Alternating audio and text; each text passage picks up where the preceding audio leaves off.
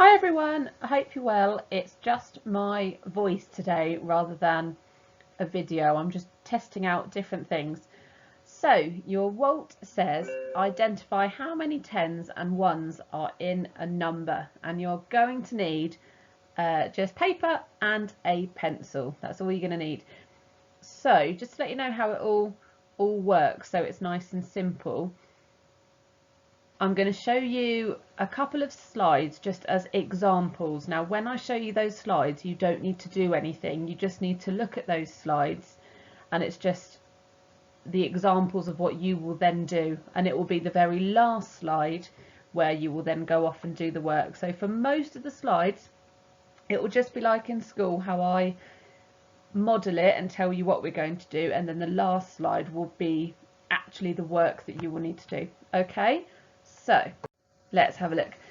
So here is the number 15. So you can see those two Numicon pieces there. You've got a 10 piece and a 5 piece. Okay, so that's the number 15. If we counted it all together, we'd have 1, 2, 3, 4, 5, 6, 7, 8, 9, 10, 11, 12, 13, 14, 15. Okay, 15 is made up of a 10 and a 5. So you can see that I've just put the number at the bottom. So we've got a 10 piece and a 5 piece, and all together that makes the number 15. So 10 add 5 equals 15. Of course we could do the commutative, which would be 5 add 10 equals 15. So a 10 together with a 5 equals 15. So if we partition it, now that might be a bit of a new word. So partitioning, all that means is we're finding out how many tens a number has and how many ones it has. So if we partition it, it looks like this. So 10 for the 1 and 5. Now you remember what we say at school. So I know that's only a 1, but that 1 is actually worth 10. And we say that the 0 is hiding behind the 10. So let's try with 18. Again, you don't need to do anything at this point, guys. This is just me doing examples, so then you know what to do at the end. So we've got 18, so we can count all of those together and that would give us 18. So 18 is made up of a 10 and an 8. So we've got our Numicon 10 on the left in the blue, and we've got our Numicon 8 on the right in green. So we've got 10 and 8. So 10 add 8 equals 18. And of course you could do the commutative, which would be 8 add 10 equals 18.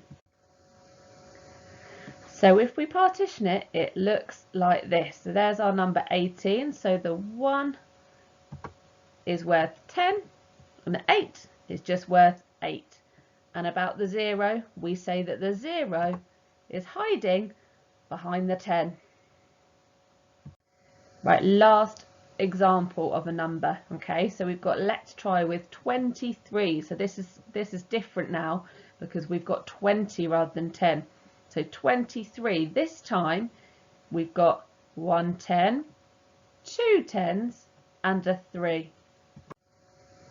So 23 is made up of 2 10s, so 20, and a 3. So we've got 10, 10 and 3. Or we could say that those 2 10s together is 20 and then 3. So 10 add 10 add 3 equals 23. There's a few more commutative options there, aren't there? Or you could just say that 20 add 3 equals 23. That bottom number sentence would probably be the easier one. Less complicated. Right, so this is now the slide where this is actually the work that you need to do. So the whole bit before was just some examples. So can you partition these numbers and write the addition number sentence? So you've got 14, 19, 21, 25, 32, 12, 46. And your work should look like this. So you need to write the number, partition it into tens and ones and then write the number sentence. So there's 13 where the 1 is worth 10 because the 0 is hiding behind the 3 and the 3 is worth 3. So 10 add 3 equals 13, and if you wanted to you could write the commutative as well. Okay, send me a picture, so upload it to your portfolio for dojos. Good luck, off you go.